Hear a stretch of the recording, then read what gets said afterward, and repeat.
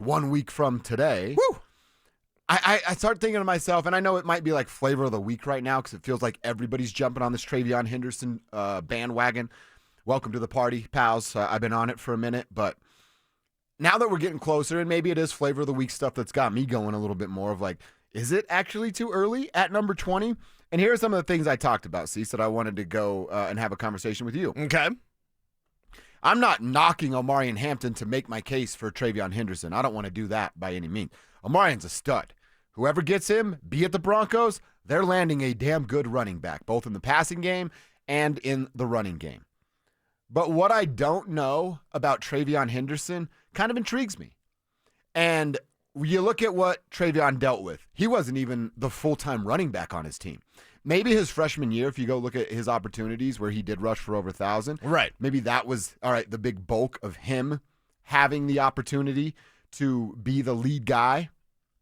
But outside of that, he split time with Judkins, a guy that you like and we know is going to be an NFL running back. Right. Split time with a couple of different running backs. And was willing to do that. When Judkins comes over from Ole Miss, both those guys were studs, and then they put them together, stud sandwich. That's right.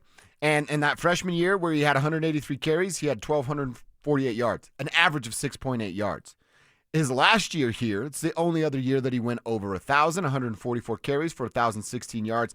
How about this as an average? 7.1. Can I interest you in 2nd and 3? Because that's pretty sweet, right? Yeah, that's nice.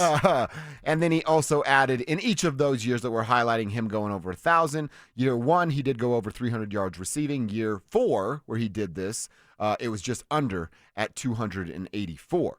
So here's my case for TreyVeon, because you go look at the same thing, right? Some of these stats from Omarion Hampton, he's got a whole lot of rushing and receiving yards as well. Oh, yeah.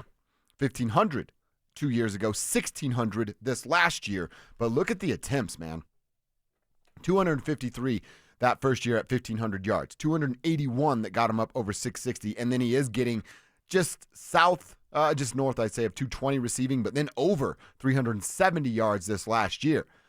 That's my question here. How much more does TreyVeon have in the tank that we just don't know about? Because not only is he splitting time with Judkins in the backfield, Egbuka, the wide receiver, what's he, a first-round pick or an early second? He better be a first-rounder. Shared the field with that guy. We all know the name Jeremiah Smith, don't we? The dynamic freshman that was maybe the best freshman in the entire country, the spin move up the sideline, college football playoff. We all know it. Right. He went over 1,000 yards too. So that's 2 wide receivers over 1,000 yards. Another running back that's going to get picked in the 2nd, 3rd, 4th round at some point in this NFL draft and become, at least have an opportunity to fight for a starting spot at the NFL level. That's who TreyVeon Henderson was sharing time with, and you didn't even get to see a full TreyVeon unleashed on college football. Now, wait a second. I saw a full Omarion Hampton unleashed in college football. Now, wait a second. And it was without Drake May, by the way, in this last year. Yeah. And that also counts. And his receiving yards actually went up. So that's a point for Right, Omarion. with more defenses able to focus on Hampton because he didn't have that quarterback. Now, wait a second. You said this wasn't a shot at Omarion Hampton. Is it a shot at the Broncos roster? Because he's going to have less around him? Because you mentioned the 2 receivers, and I was like, wait a second. Are you getting a Cortland Sutton dig in? Pay Cortland Sutton. Don't put Cortland Sutton on your Jamal Murray list. No, he's not. Pay Cortland Sutton. He's the man. He's their number 1 receiver, and it's not by default. He is a number 1 receiver. Point blank, period. So it's not that? It's not that, no. But I like that that's what you're okay, well, you were just saying, like, look at all this talent around him, and now we get to see full TreyVeon. Like, full TreyVeon is... That was the point. It's literally, and I don't want to knock. They got Omarion Hampton at 20. I'd be probably not as happy as Kevin, but I'd be happy like Kevin. Yeah. Kevin would be like the Water Boys defensive coordinator when they win the championship. Got the nipple rings and everything. Rubbing. I'm just saying, I'm not quite sure. I don't need the visual, Kev. I thought you wanted that. No. I'm not quite sure. I do the overalls. That's what would make it all that much better. I'm not quite sure that we've even got a glimpse of what TreyVeon Henderson can bring to the table. You're not mistaken in that sentiment. That's for sure. How much more can he do, though? Right? Because the reason he's not Alvin Kamara is merely this. He doesn't have the same power of Kamara. Fair. Kamara is a rare, player in the fact that He's got power, speed, receiving ability, everything, and he was a backup in college behind John Kelly at the University of Tennessee. With TreyVeon Henderson, it's like, okay, you're going to have to not put him in pile-pushing situations. Now, you're going to say, well, wait a second. Don't you have a fullback?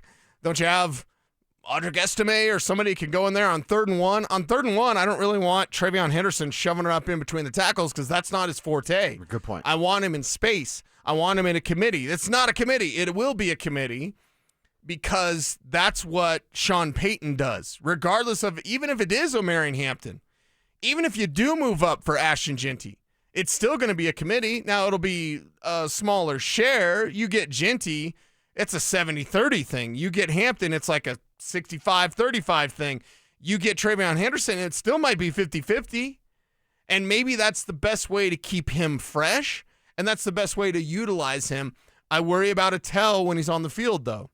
You know, I worry about those times when you're going to show a certain package and the defense is going to know, oh, Henderson's not in. This one's not going up the gut.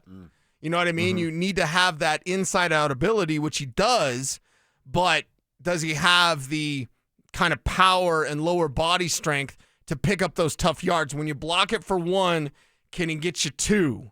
When you block it for 0, can he get you 1? He's not that type of back. And you know, he is a very dangerous back, a dynamic back. I've compared him to Jamal Charles. And I've had people on social networking be like, he's like 10 times better than Jamal Charles. Well, if that's the case, he'd be a top 5 pick because Jamal Charles was a damn fine runner in this league and had the speed and would go inside out. I think it's the best trait for a runner to have. I've talked to Terrell Davis about this many times. What up, TD? About you have to be an inside-out runner. You can't just be a guy that bounces to the corner store all the time. Henderson's not that. I just worry at the pro level, does he have the lower body strength where if you got to push it, you got to push that pile, is he the guy to help you do that? I know Hampton can do it. I know Caleb Johnson can do it. I know that Jeanty can do it. There's maybe I know Devin Neal can do that. I'm not sure that TreyVeon Henderson can do that regardless of his big playability. That's what he is. He's a big play waiting to happen. Yeah. But sometimes, just sometimes, you're going to need to be on the field for those crunch situations. Okay, I like it, and it's a very fair point. Broncos Country, how you feel about it? Who's your running back? Hampton? Henderson? Move the world to get Ashton Jeanty? What do you say? 303-713-1043 on the RamosLaw.com text line. There's no wrong answers here. It's all your feeling and what you like. You've identified the player that you love and can help the Broncos. Tell us why and how they get him. Put your name on your text, and we will give you a shout-out on the show. All right, let's check our X. What's on our timeline that you need to know about your lunch break? Well, how about a huge mistake from Stars head coach Pete DeBoer? We'll get into that coming up next. The Denver Broncos are back on the clock. Join us.